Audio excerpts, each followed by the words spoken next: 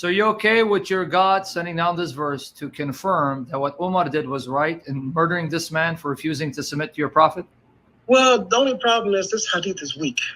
Show me where Ibn Kathir says it's not sound, because why is he quoting a weak hadith to explain the meaning of this verse? Maybe you didn't know it was weak. Oh, so, but you know.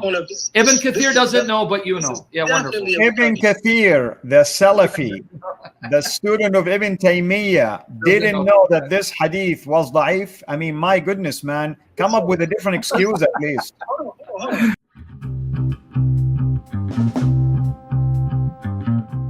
You said, when you mentioned Muhammad's name, you repeat what you said. Because in his name, you pronounced a prayer over him, right?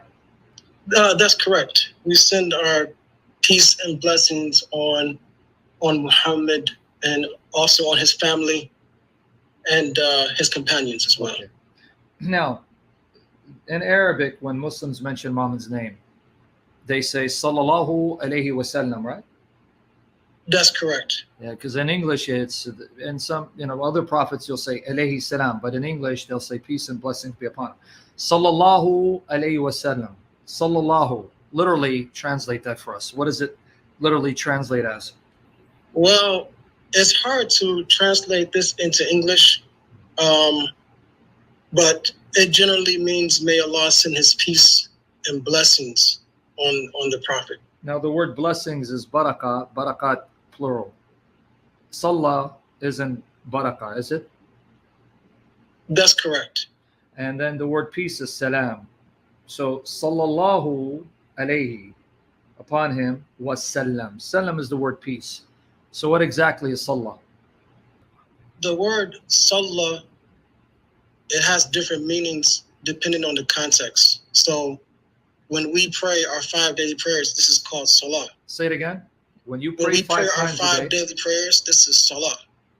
Okay, good. When so we salah, use it as a verb, this has a different meaning. It's asking Allah yeah, dua. to send his peace Okay, dua, right? Dua. and to, increase his rewards Yeah. and So, blessings. but notice what you said. When it's a verb and action, it's still dua, because asking is dua, right? That's correct. And according to the sound narrations attributed to your prophet, ad-dua is ibadah, is worship, isn't it? That's correct. Okay, so when you perform salah, you are worshiping. Even when you ask, it's still ibadah according to the narrations attributed to your prophet, right? That's correct. Okay, so Dua is ibadah. Supplicating ibadah. is ibadah. So asking, invoking, dua is worship. It's ibadah. That's what worship is.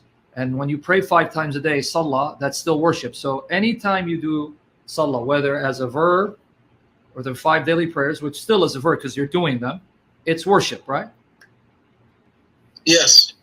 When the angels perform salah, what are they doing? They are doing the same thing. So they are invoking it's dua, right? Correct. Okay. So now I'm going back to the question again. When Allah performs salah, what is he doing? That's what I mean when it depends on the person who is doing the action. Okay. So when Allah salah, when he sends his blessings and peace on the messenger, that's exactly what that means. You said He's just blessings sending. again. Now you said He's sending blessings. peace. Isa, you said blessings, and when we just agreed, the word blessing is barakah, singular, barakat, plural. And let me prove to you it doesn't mean blessing. When you pray 5 times a day, in your 5 daily prayers, you say during the prayer, Allah, Salah Muhammad and the family of Muhammad, as you Salah Ibrahim, the family of Ibrahim, right? Yes. And then right after that, you followed up by saying, Allah, barakah, send blessings on Muhammad and his family as you sent blessings on the family of Ibrahim. In that right there, when you're asking Allah, you ask him to do 2 things for Muhammad like he did for Abraham. You first ask him to salah for Muhammad and his family, and then barakah, bless Muhammad and his family, like he did that for Ibrahim. So how can salah and barakah, how can salah mean blessing when right there in your 5 daily prayers, you distinguish blessing from the word salah? Well, if you want to see the exact meaning, just to make sure I'm explaining this right to you. Okay. In Surah Ahzab. Exactly. The 3356. last page of Surah Ahzab. Go ahead. Read it now. Okay. So it says, Allah sends his salah on the Prophet, and also his angels do so. But that's a Oh, you who mistranslation. believe- Isa, you mistranslated the text. Yes. You're reading a translation that's it doesn't say Allah sends and the angels. It says Allah and the angels send down salah. Well, if you want a literal translation. Yes, maybe, I do. Yeah. Because it's important. Okay. Because I'll tell you why. If you've studied Islam and you know the grammar, the conjunction wa is joining Allah with angels and performing this action. Allah and his angels, wa, the conjunction is joining 2 groups together in performing this action. What action? The action of salah. So when you mistranslated Allah sends salah and the angel, you disconnected the connection between the 2 groups. They're doing it together. So read the Arabic and translate it correctly. أعوذ بالله من الشيطان الرجيم إن الله وملائكته يصلون على النبي. What was that? Allah wa. ملائكته. Okay, can you explain everyone here what the wa is? And. So literally it says, surely Allah and the angels, right? And his angels. Okay, good. Now go ahead. يصلون على النبي. They send salah on the Prophet. Who's they? Okay. So it says Allah sends his salah on the Prophet. You did it again. And okay, if Allah and his angels. Say it again so that everyone can hear it. Allah and his angels. Do what? They send their salah. They yusalluna ala nabi. So this is a group activity, right? A group thing, right? Allah and the angels are doing it? Yeah. Good. Now, when the angels send down salah, what are they doing? What is the angel salah? What is it? When the angels salah, it means they're praising. It means that they're supplicating. Supplicating, dua, right? Yes. Now, Isa, this is why they I want... send blessings. Okay. This is what it says. They send blessings. Yeah, well, no. The angels don't bless anyone. Allah does, right? You can invoke Allah to bless, but you yourself can't bless anyone, right? You can ask Allah. Exactly. Ask, invoke. So let's get this straight so people understand what you're saying. Angels ask, that's invoking Allah to bless Muhammad. And that act of asking is dua, which we agreed is worship, ibadah, right? Yes. But you just also admit to everyone, and they heard you because you said the Arabic very clearly, very slowly. Excellent enunciation. I'm not making fun of you. You did. Allah and the angels are doing this action. So you, whether you realize it or not, you just admit, if salah means the angels are invoking, that means if Allah and the angels are doing this act together, you just admit Allah and the angels are invoking. Who does Allah invoke? Okay, that's not quite what I said. So no, I know you didn't say that. That's the implication. Well, when Allah yusallu ala nabi, it means he praises them in front of the angels. Good. So when the angels send their salah on the Prophet, it means that they're asking for forgiveness. Okay, good. Let's go with that. You still didn't understand what you just did. I know you're reading Ibn Kathir or any other commentator. That's fine. I'm not degrading you for it. I want to repeat what you just said so everyone can hear it. When Allah does salah for the Prophet, Nabi means prophet, he's praising him in front of the angels. You didn't catch what you just did, right? You just admit your God is worshiping Muhammad, because praise in prayer is worship. So you just admit Allah's prayer consists of praising a creature in heaven. Why is Allah praising a creature in heaven? Well, you kind of put your spin on that. No. When you pray, are you praising Allah or no? Of course. So is your praise worship? Yes. So when Allah prays, you just said he's praising Muhammad. For some reason, doesn't mean worship, according to you, because you can't face the facts. Well, I'm getting my information from, like you said, from the tafsir of Ibn Kathir. Good, and I agree with it. Praise. Specifically, this is the words of Sufyan al-Thawri and Ibn Abbas. Now, good, I agree. This is their understanding of the verse. I didn't disagree. I'm saying, okay, that means Muhammad's companions admit their God is worshiping Muhammad, because praise is an act of worship. No, that's not really quite right. Okay, because they didn't say that here. They said praise. They said praise, but that does not mean worship. Okay, so when you praise Allah, that means you're not worshiping. If I praise, it's worship. If Allah praise, it's not worship. Says who? You? Because you can't accept the facts of the language of the Quran?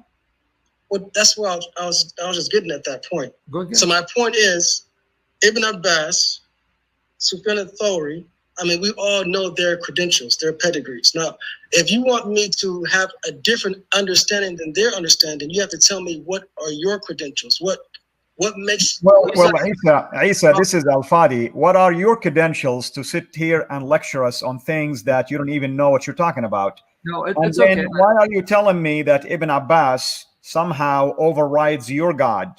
So you just proved that the Quran is basically a man-made thing. Yeah. Oh, it's okay. No. Because if you guys don't debate each other, Isa, just be patient. 1 second. Okay. Hold on. Okay. I know he's appealing to Ibn Abbas, and that's his credentials. You're attacking straw man. I never disagreed with Ibn Abbas. Are you paying attention to what I said? I didn't disagree. Yeah. I agreed. Did you hear me not say good? That means Allah praises Muhammad. So you're going into what we call straw man. You're attacking something I didn't say, because you're diverting attention from the point I made. So I'm going to repeat my point. I absolutely thank God that you quoted Ibn Kathir, who quoted Ibn Abbas, saying that when Allah, Salah, when he performs Salah for Muhammad, he's praising Muhammad in heaven. I asked you the question, when you perform Salah, prayer, do you not praise Allah? Yes or no? Yeah, that's what I was saying. Okay, the human being, when he praises, we'll get there. His creator. Okay, we'll get there. We'll get there. Just relax. Okay. We'll get there. Okay, so you admit in your salah, you're praising Allah, and that act of praise is worship. So we've now got you to admit at least 2 out of the 3 that when Allah performs salah, he is praising. Just like when you perform salah, you're praising. But when you praise, you admit it's worship. But for some reason, when Allah is praising Muhammad, you have to deny it's worship. And I know why, because he's committing shirk. No, let me explain to you why. Okay. You have to understand the definition of worship. What is it? So the definition of worship is obeying Allah. Obeying Allah. That's the first condition. Obeying Allah in what he ordered, and also obeying him in what he forbade you to do. So if I show you Allah obeying Muhammad and carrying out Muhammad's desires, you just admit Allah worships Muhammad. Well, that's the spin you took on it. Okay, but what I said was worship means obeying Allah. So how can Allah worship? Okay, so worship is obedience, right? Obedience to Allah. Yeah. So therefore, when we define it this way, that means there's no way possible that Allah can worship, because he is Allah. The very definition of worship is obeying Allah. That's it. Okay, read chapter 4, verse 80, because I'm going to show you that your definition, again, if you're consistent, Allah worships Muhammad and you worship Muhammad. Go to chapter 4, verse 80 of the Quran. I mean, that's kind of ridiculous, don't you think? That's why we're not Muslims, because your religion is ridiculous. Exactly. So go to chapter 4, verse 80. He who obeys the messenger has indeed obeyed Allah. Okay, so you just said, I want everyone to hear you. I'm just going by your words. You said that worship is obeying Allah. But here you're told obeying Muhammad is obeying Allah. So that means if worship means obeying Allah, that's worship. That means the only way I can quote unquote worship Allah is by quote unquote worshiping Muhammad, because I have to obey him. Well, if that's the case, we worship our parents too, because we obey our parents. We worship, the police officers and Well, our that's your problem. teachers You're going by your definition. So yes, elders. yes, it's your definition, man. Why are you getting angry? I'm going by your definition, but it's going to get worse for you. Go to 465, Surah Nisa 465. 465. Now, before you read it, I want to ask you a question. If I ask you to define Islam, would you agree with me? The definition of Islam is submission to Allah. Complete, total submission to Allah. Correct. Yes. Okay, so would you accept someone saying that Islam means submission to Muhammad, complete, total submission to Muhammad? Of course not. Say it again. Of course not. Okay, I want everyone to hear it because you are not a man worshiper, right? Of course not. Okay, you heard him, guys. Why do you think I'm not Christian? Okay, well, no, actually, if you were Christian, you wouldn't be worshiping a dead man because you just buried yourself, because 465 says Islam is perfect submission to a dead man. Read it. You just buried yourself. Good job. 465. Thank you. Because of that shot, you just buried yourself. No, read it. 465. Read out loud. But no, by your Lord, they can have no faith until they make you judge in all disputes between them. Is that what you want to read? Why are you scared? Finish it. Oh, Allah swears by his glorious, most honorable self that no one shall obtain faith until he refers to the messenger for judgment. No, that's not what the verse says. Either you're a liar now and you're showing your true colors, or you distorted. I'm reading straight from the. No, 465 doesn't say that. No, you read the tafsir. No, read the ayah. The tafsir is not from Jannah. It's from Jahannam, yeah, but not from Jannah. Read 465. Don't be scared. That's what I'm reading. I'm reading the verse. You didn't read the verse. You interrupted the verse. I'm reading the verse. Read the verse. Sam, he doesn't know how to read, so I'll read it for him. Yeah, go ahead. So I'm going to go and read it in Arabic and in English. Chapter 4, verse 65. فَلَا وَرَبِّكَ لَا يُؤْمِنُونَ حَتَّى يُحَكِّمُوكَ فِيمَا شَجَرَ بَيْنَهُمْ ثُمَّ لَا يَجِدُوا فِي أَنفُسِهِمْ حَرَجًا مِمَّا قَضَيْتَ وَيُسَلِّمُوا تَسْلِيمًا. And that's the point that Sam is making at the end here. Verse 65. But no, by your Lord, they will not believe until they call you, speaking to Muhammad, to arbitrate in their disputes and then find within themselves no resentment regarding your decisions and submit themselves completely. Thank you for bearing yourself. And you wish you were Christian, because now you follow a dead man, because you just said, we do not submit to the dead man. That's what you Christians do. No, your Quran says, you better submit to this dead man.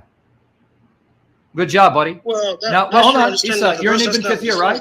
You're in Ibn Kathir? I'm going to let Ibn Kathir. It says you should refer all matters back to the messenger. No, it didn't just say that. Finish it. It says, and submit completely.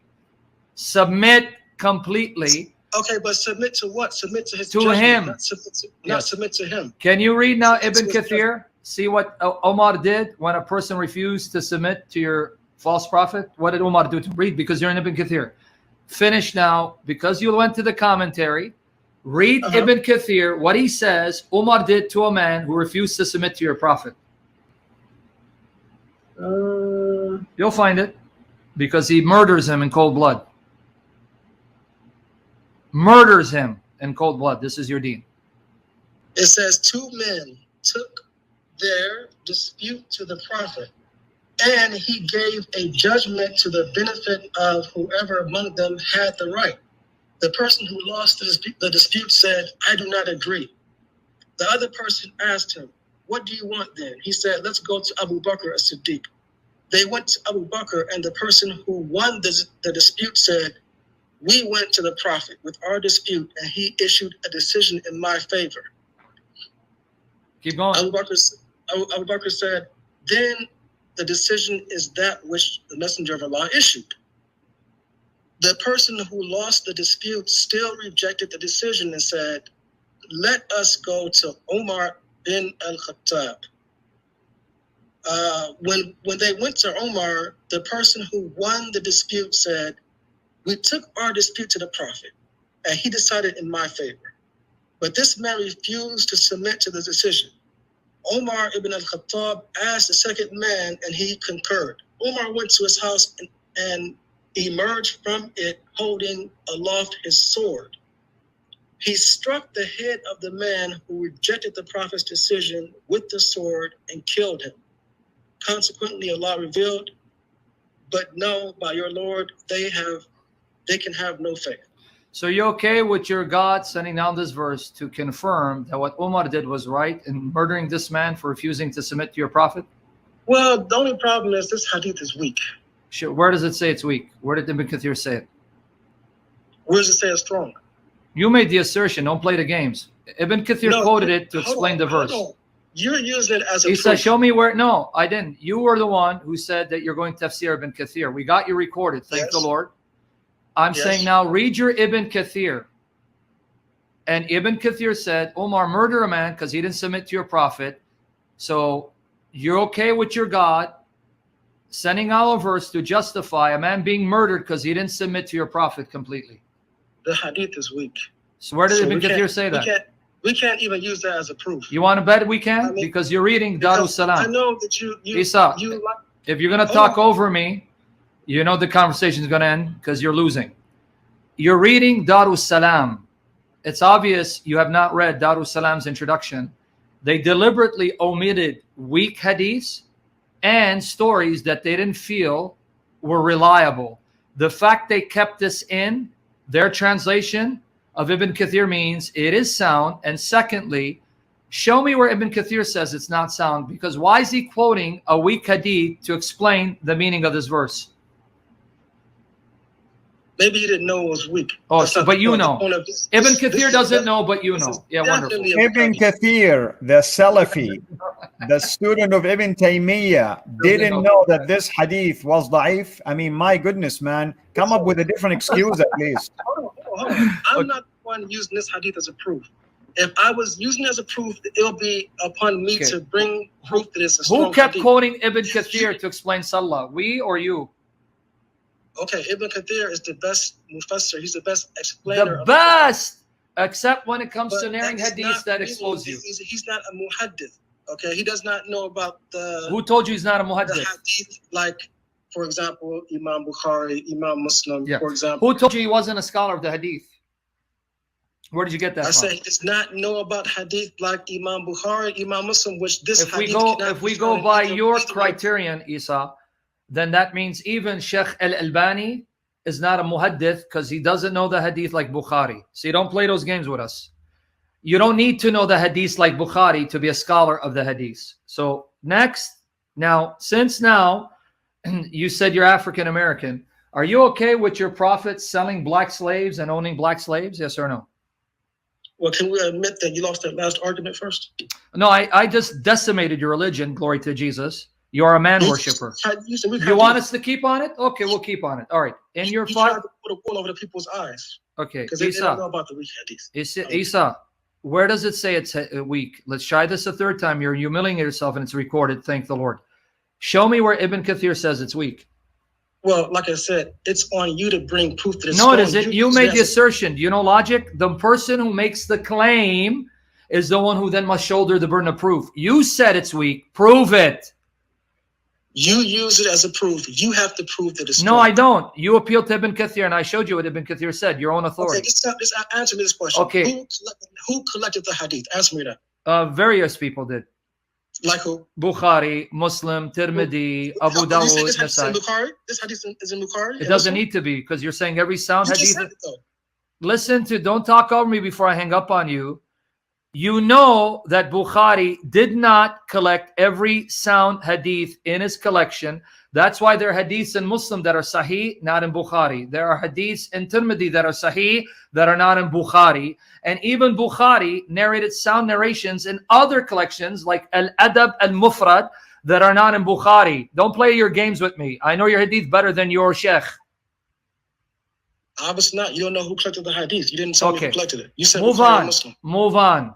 You want to continue the good discussion? We're moving on. You lost badly. You humiliate yourself. That's okay. Come to Jesus and give up on Muhammad.